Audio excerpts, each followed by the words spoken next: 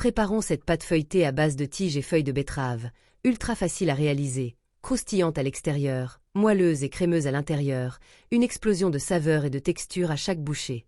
Choisissez des feuilles de betterave bien vertes, lavez et nettoyez bien les feuilles et les tiges.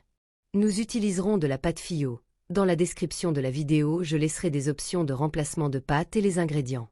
Il est possible de faire la pâte Fillot à la maison, mais cela prend beaucoup de temps et demande beaucoup de travail, alors aujourd'hui j'ai préféré l'acheter toute prête. Malheureusement, parfois j'ouvre le paquet et il est un peu déchiré, mais ce n'est pas grave, on peut faire notre propre pâte feuilletée.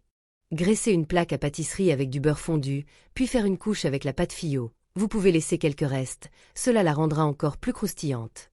Beurrez ensuite légèrement la pâte, faites la deuxième couche de pâte, puis beurrez à nouveau et pétrissez à nouveau, pour obtenir un total de 3 couches de pâte et réservez. Passons à la garniture, battez les œufs avec du sel et du poivre noir fraîchement moulu, vous pouvez assaisonner à votre goût, puis ajouter le fromage à la crème, la ricotta fraîche ou le fromage feta, que vous pouvez pétrir ou casser avec vos mains comme je l'ai fait. Hachez le persil frais et la ciboulette, les tiges et les feuilles de betterave, pas besoin de hacher très finement, ajoutez-les au reste des ingrédients et mélangez le tout.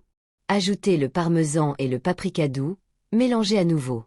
Allumez le four pour le préchauffer à 180 et placez la garniture sur la pâte. Recouvrez le tout de parmesan et faites cuire à cette température de 180 pendant 35 à 40 minutes ou jusqu'à ce que la garniture soit cuite et la pâte croustillante. Retirez du four et démoulez délicatement à l'aide de 2 spatules. Si vous essayez cette recette, vous ne jeterez plus jamais les feuilles et les tiges de betterave. Écoutez ce craquement. Laissez votre like et abonnez-vous à la chaîne pour ne manquer aucune de nos recettes. Au revoir.